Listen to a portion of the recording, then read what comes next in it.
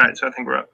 All right, my name is Reece George. This is Pandinus imperator versus pepsis grossa, and I am defending that the Pandinus imperator, which is the Emperor Scorpion, would win. My name is Mireles, and I will be talking about the pepsis grossas, formerly known as the Pepsi Formosa or the Tarantula Hawk. All right, so opening statements. In a fight between an emperor scorpion and a tarantula hawk wasp, the scorpion would win for multiple reasons. First, the biology of the scorpion makes it a perfect specimen for defending against attacks from the air. The tarantula hawk immobilizes its prey by coming at it from above and behind, stinging it in the back to paralyze it. This attack is predicated on the ability of the wasp to approach its prey without interference from defending legs or fangs, which works when attacking the wasp's typical prey of tarantulas, who cannot easily maneuver themselves to defend against an attack from the air. Pandinus imperator, however, does not have such shortcomings. Due to the placement and mobility of the scorpion's large and powerful claws, any attacks coming from above and in front of the arachnid could be defended against by using the claws first as a shield, and second to grab the wasp, drag it out of the air, and tear it apart. From here, the scorpion could use its stinger to further incapacitate the wasp and finish the fight if victory had not already been achieved. The wasp would also be unable to attack from the rear, as the tail could effectively block access for the wasp to the scorpion's back as they attempt to outmaneuver each other. Second, Pandinus imperator's size makes it difficult to immobilize using the pepsis grossa's sting.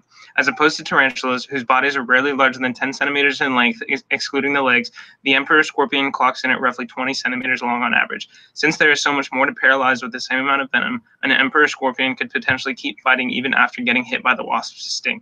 Finally, emperor scorpions tend to live communally, residing in large groups where prey is abundant. They have even been known to reside in termite mounds, where they can have easy access to a reliable food source.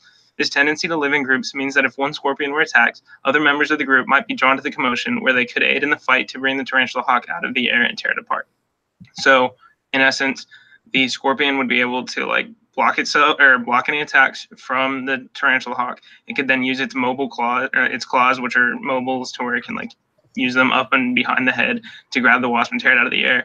It's much larger than a tarantula, and it lives in groups. All of these things would make the emperor scorpion win in a fight.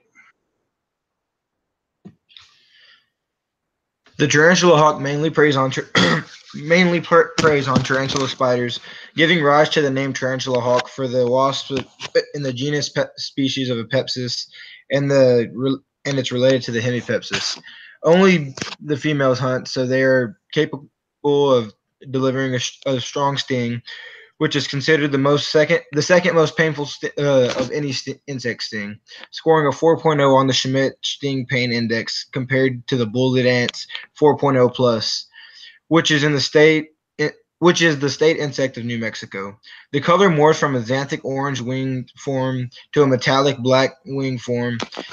In northern South America, a third form is called a ligothermic form, and it has released a dark base into the wings, which have a dark amber median, patches, and a pale tip.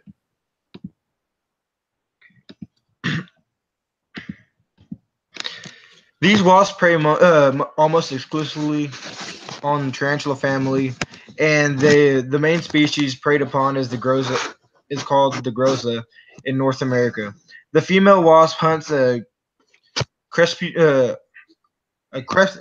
muscular pattern, avoiding an intense daytime sun by flying over the ground and detecting their prey using a vision or a scent, possibly detecting the occupied burrows by the scent of its silk curtain under the spider weaves and over its body's entrance. The female may also hunt on the substrate, flicking her wings and her antenna quite intensively.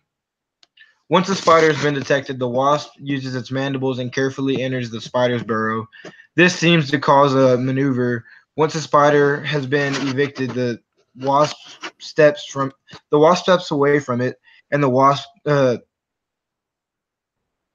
it grooms itself before it can use its antenna to cause the spider to raise itself into a threat posture by raising its front legs and baring its fangs.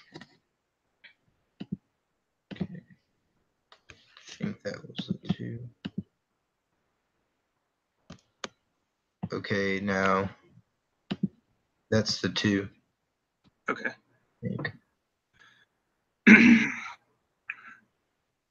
So next is rebuttal. So to rebut what my opponent just said, it sounded like the 2 biggest things that the wasp has going for it is that it has an extremely painful sting, and also the way it hunts, which is via like sight and smell, and how it like scares a spider out of its burrow, and kind of how it'll get the spider up into like a posture that it can then maneuver around to attack the spider. I already kind of addressed both of these things in my case. Like I said in my second point, the Pandinus imperator size is so much larger than the tarantulas that the tarantula hawk usually hunts, that even if the tarantula hawk were able to use that stinger, just because that sting is powerful enough to paralyze a tarantula, it doesn't necessarily mean it's powerful enough to tarantulize, to stop the scorpion in its tracks.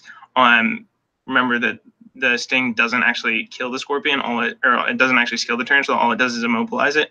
So it's a much bigger mass that it would have to be immobilized. Also, the scorpion has a better ability to outmaneuver and shield itself from the wasp's attacks. So you. Okay. Okay, so the wasps of the pepsis and hemipepsis produce large quantities of venom, and when stung, humans experience immediate and intense and excruciating short term of pain. Although the pain is immediate to a human, much less to another insect, it's a lot stronger and a lot more painful. The the immediate pain of a tarantula hawk sting is among the greatest record for any stinging insect. The venom itself is not very toxic. The lethality of 65 milligrams in mice for the venom Formosa patoni, it reveals that the defensive value of the sting and the venom is based entirely upon pain. So although the sting is very painful, it does not inject an amount of venom to the amount of venom it's injecting is not just going to kill automatically. It's just the amount of pain it puts the other insect through. The pain experienced by the potential predator also forms an enabling basis for the evolution of a aposematic coloration and a aposematic odor and a malarian mimicry complex involving species of tarantula hawks as well as uh, a Batasian mimicry with other harmless insect species. Okay, so that's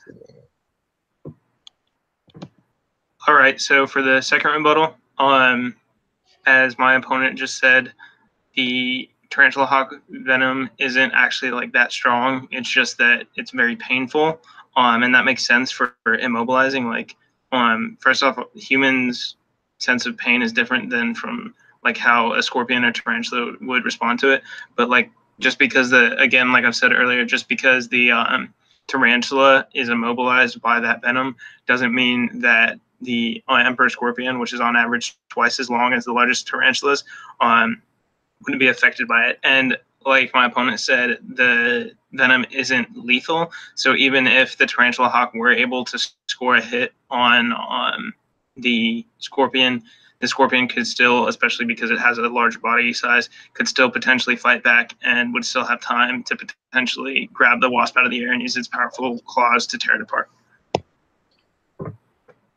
okay. So although he said, yes, the way the scorpion would have to attack on the hawk, I just feel like that is what would be a little more difficult going from the hawks in the air. I mean, yes, if they go head up from, say, I read that the tarantula hawk tends to sneak up behind predators. Well, the scorpion, that's the strong side on the scorpion is that it's already down and it has all fours down, so it has the edge on that. I just feel like, as in the tarantula hawk, the way it comes down in the air at its stinging point, I just feel like the way at the motion it stings in, it's just too fast for the empire scorpion to attack back. Although we had both although both these insects have two very strong attacking points, I feel as if the tarantula hawk would come out on top in this fight. Okay, so quick closing statement. Sorry. My quick closing statement is essentially that yes, the tarantula hawk is highly mobile, and because it can attack from the air and often attacks from behind, it is effective at maneuvering and stuff. However, as I've said before, even if the tarantula hawk were to attempt to attack from behind, the emperor scorpion's tail could potentially provide a good block from the stinger of the tarantula hawk as the emperor scorpion tries to maneuver itself. And then really as soon as if the tarantula hawk tries to get close enough to the emperor scorpion from the front to sting it, that's when the scorpion could very easily reach up and use its really strong claws to grab that tarantula hawk. And then because like this is the way that these type of scorpions usually hunt is by tearing their prey apart, it would be very easy for that type of scorpion to tear the tarantula hawk apart.